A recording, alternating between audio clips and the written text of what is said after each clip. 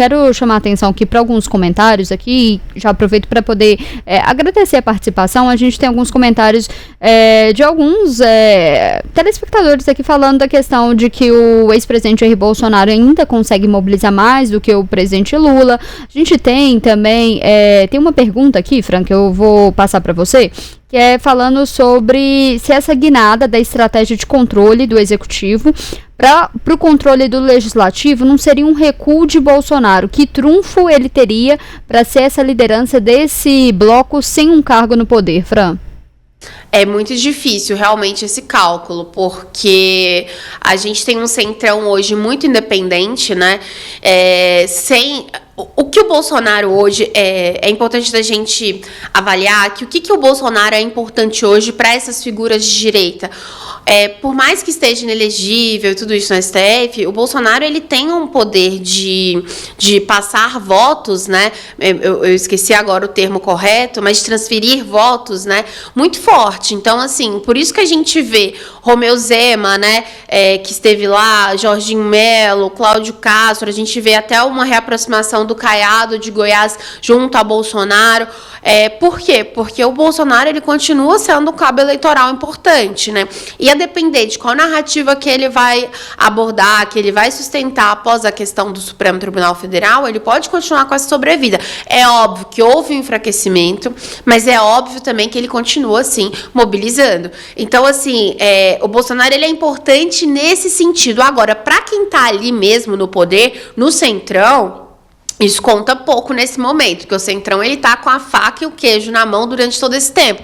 Lula tá passando apertado, o Bolsonaro, para se manter ali, também vai precisar de um centrão forte. Então é muito mais, essa fala do Bolsonaro ontem foi muito mais no sentido pensando nas eleições de 2026. Ninguém tá falando só desse jogo que está sendo jogado agora, mas a importância de se ter nomes de direita, ter um congresso mais à direita em 2026, para que ele continue mantendo algum tipo de influência, né? Então, assim, e ele vai continuar nisso, porque é importante, porque se tiver mais à esquerda ou centrão ali, aí já não tem tanta influência assim, né? E o que esses governadores tentam buscar é justamente esse capital político do Bolsonaro. Então, assim, você quer os votos dele, mas você não quer a rejeição ao mesmo tempo. Então, tá todo mundo se equilibrando nessa corda bamba, porque o que uma possível condenação ou não vai gerar a Bolsonaro, a gente vai ver muito isso só depois ali dessa decisão que deve vir no mês de setembro.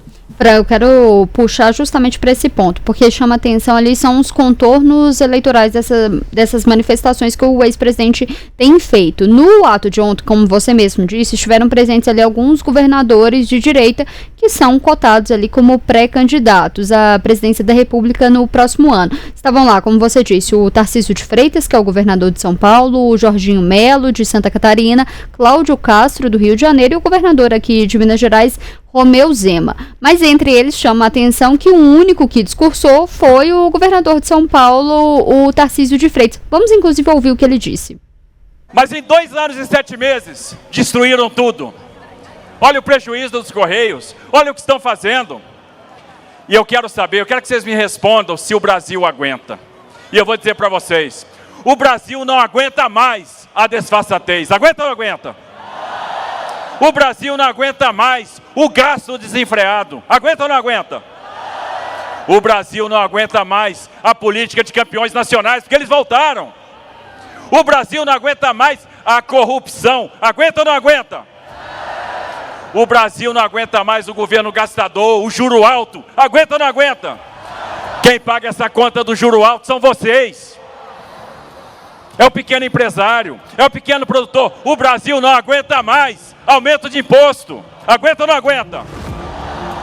O Brasil não aguenta mais o PT. Aguenta ou não aguenta? É por isso que a gente quer ver fora o PT. Fora o PT!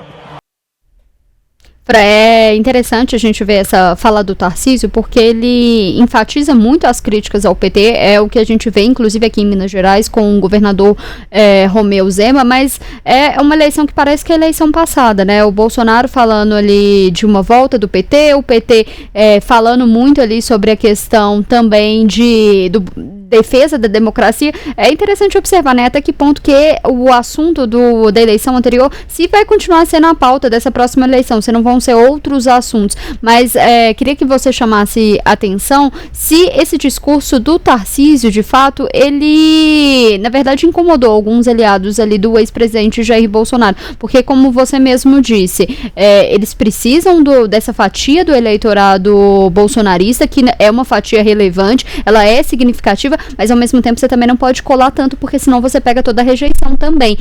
Esse discurso do Tarcísio incomodou alguns aliados do ex-presidente Jair Bolsonaro?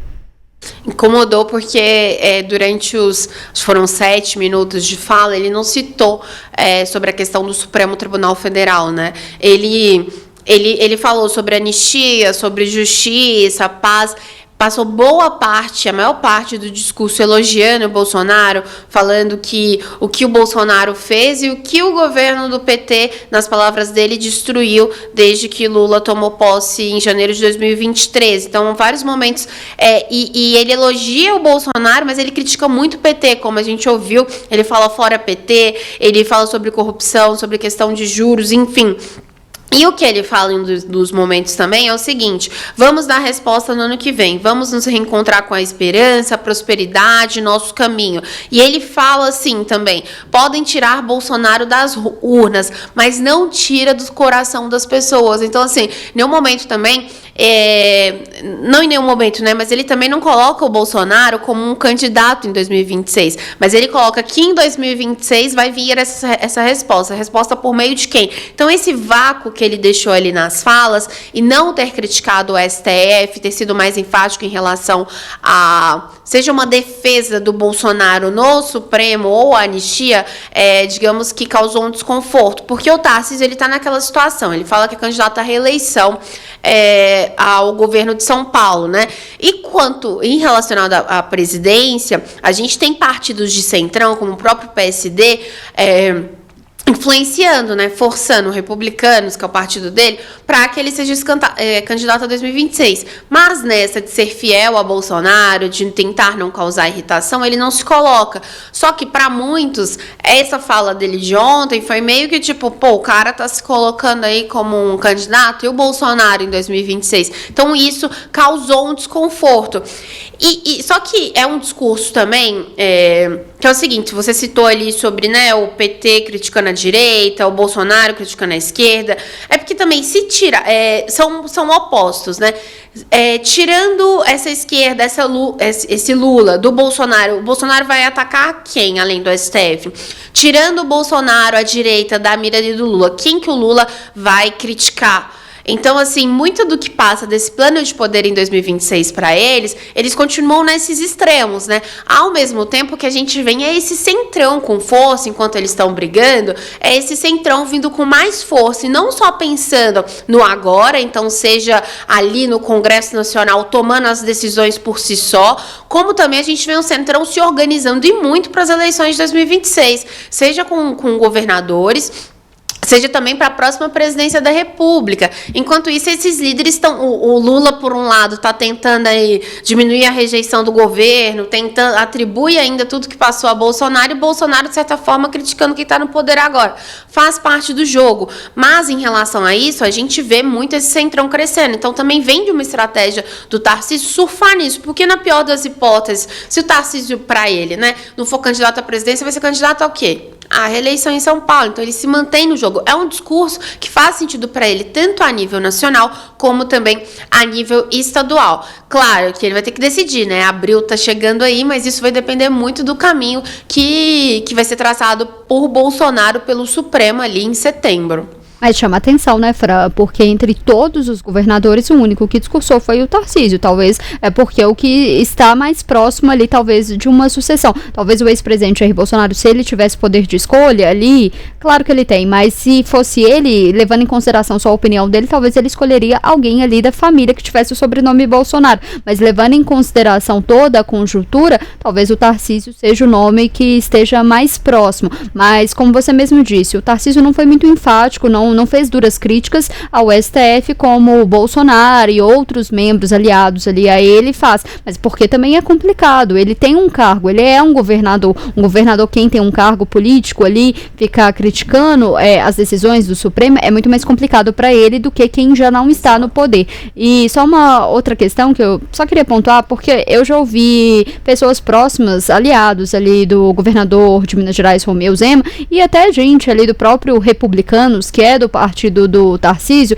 todos eles consideram sim que o Bolsonaro é uma figura importante, tem que fazer acenos a esse eleitorado, mas até que ponto que eles são favoráveis à anistia nesse momento? Claro que talvez vai ter que ter um acordo ali com o ex-presidente para futuramente, se algum desses nomes vir a ganhar a presidência, fazer um acordo ali para que a anistia seja pautada. Isso faz parte ali do jogo dessas alianças, mas nenhum deles nesse momento está muito interessado também na anistia do ex-presidente, porque se tem uma anistia e ele consegue reverter a inegibilidade, o candidato é o Bolsonaro e nenhum deles. Então é interessante para eles a anistia, mas nem tanto nesse momento. E só antes da gente passar para o nosso próximo tema, queria trazer uma parcial da nossa enquete. A gente perguntou para você que está nos acompanhando se esses atos do ex-presidente, na sua avaliação, se eles estão perdendo força ou não. Por enquanto, 63% acredita que sim e 37% acredita que não, que mantém a mesma força. E já queria deixar registrada a participação do Raimundo, do Marco Aurélio, do Fernando, do Luiz, Evaldo, todo mundo que está participando da nossa live continua comentando aqui com a gente.